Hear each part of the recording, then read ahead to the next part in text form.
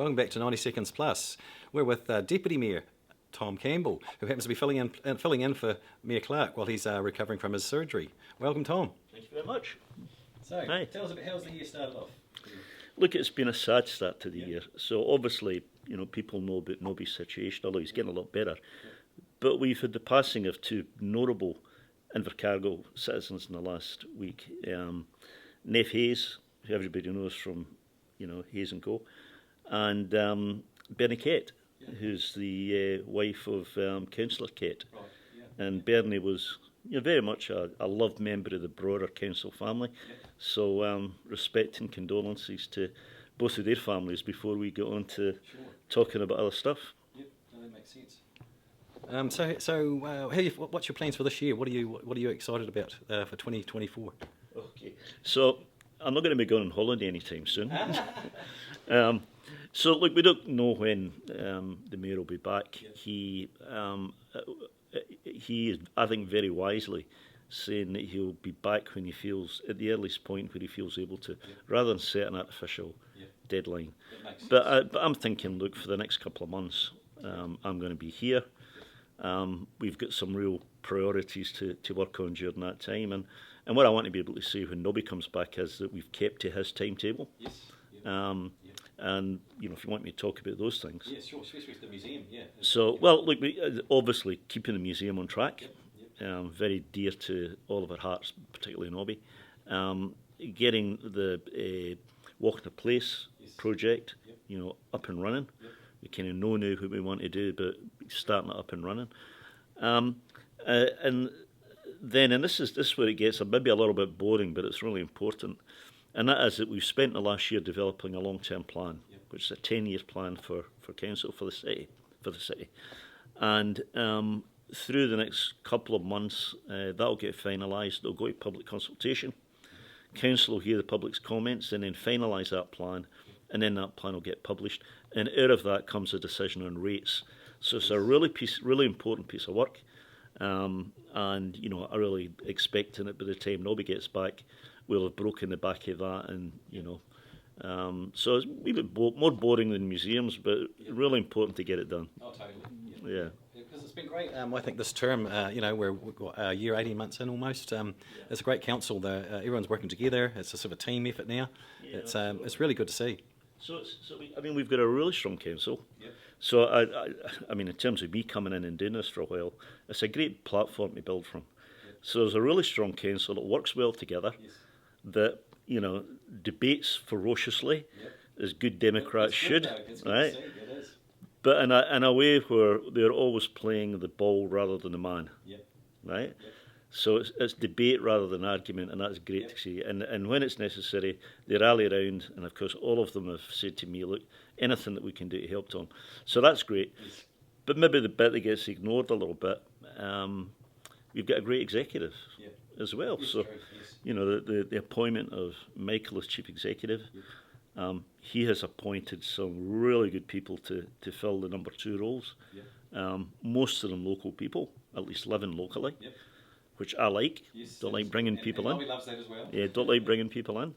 And I think it's a really, really strong team. So we've got a good performing council working well together. Very, very strong executive team. What could possibly go wrong? Meteorite or something. But no, look, it's a good platform to take off from. And now I messaged a relative of yours asking if we could have a bit of a joke or about something, and she passed on that you've broken. What is it? You reckon you've broken the record for was it most times to immigrate into Invercargill? Is that right?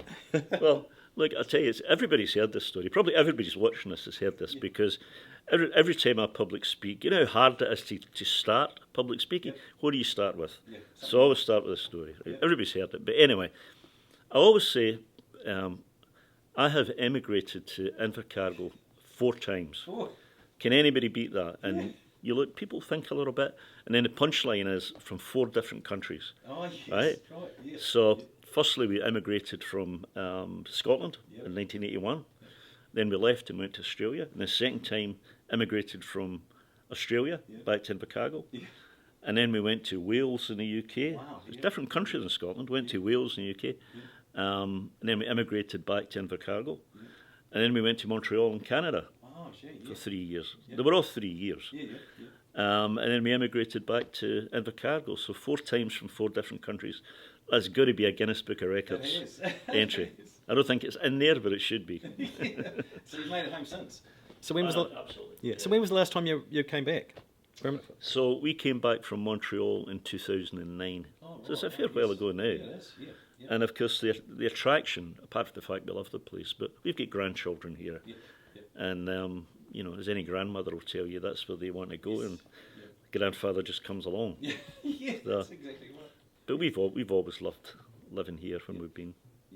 You know, there's, I must admit, this summer has been a bit of a 4 seasons in one day at different times, but hey, it is Southland and it is Invercargill, but it's a great place to live. Well, you know, repeating another story that I keep telling, you know, when we came here at first in 1981, there was an advert in the London Times which started, "Come to the balmy south of New Zealand where it is forever spring."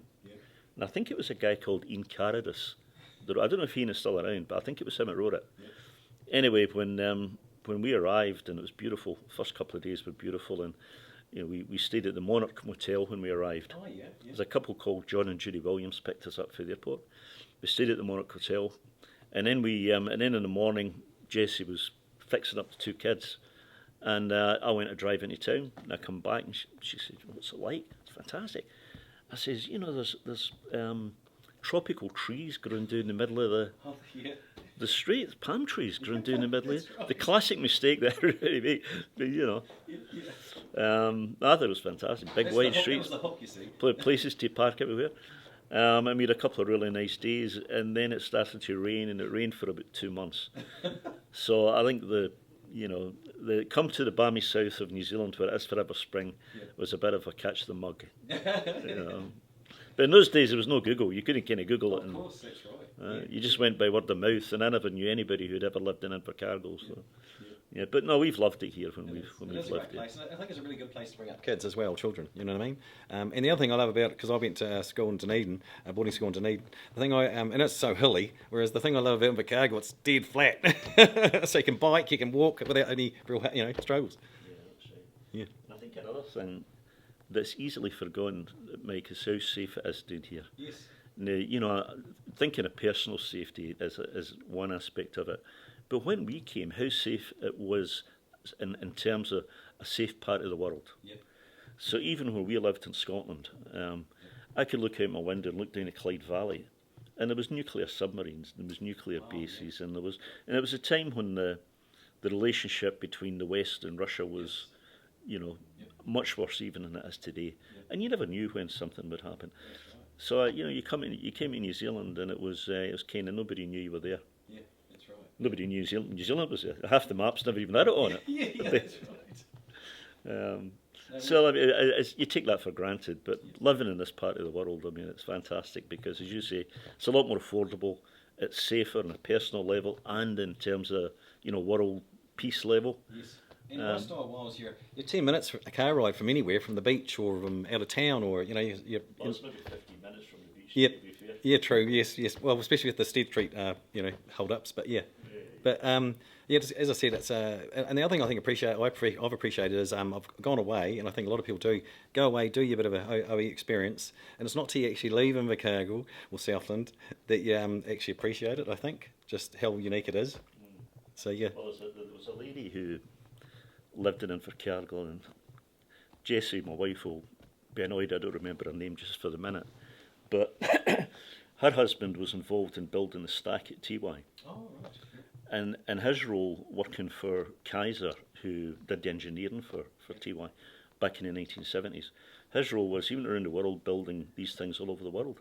And when his career was finished, in fact, I think actually what happened was he died just before he retired. And Kaiser, who were a great company to work for, said to his wife that they would set her up anywhere in the world. Wow. So where would you like, Margaret, her name, I forget her second name, but Margaret, her name was. Where would you like to live anywhere in the world? And she said Invercargill. Wow.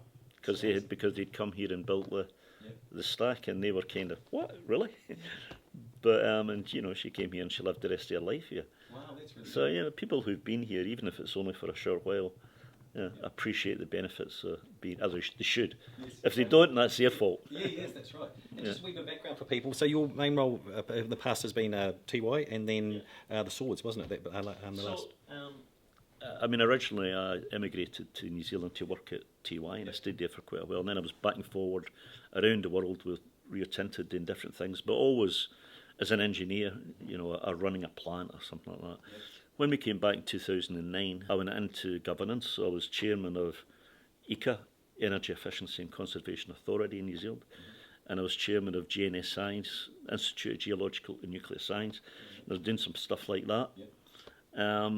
Obviously, I was chairman of Electricity Invercargill, and a few things did Port Otago, and a few other things. So I was working that, and then I got a phone call a couple of years ago from somebody who should be nameless, but it wasn't Nobby, saying, have you thought of getting into local politics? And I had, actually. I'd been thinking about it for years. It wasn't a new thought in my head. But getting that phone call was just a sort of spur to put my name in. And I'm glad that I did. I mean, I've thoroughly enjoyed it. In fact, I really wished I'd done it 10 years earlier, if I'm honest. Everybody says that about everything, but I really wish I'd done it 10 years earlier. Yeah. Oh, wow. Hey, look, that's thanks, Tom. That's 90 seconds plus for the week. We'll see you again next week. See you later.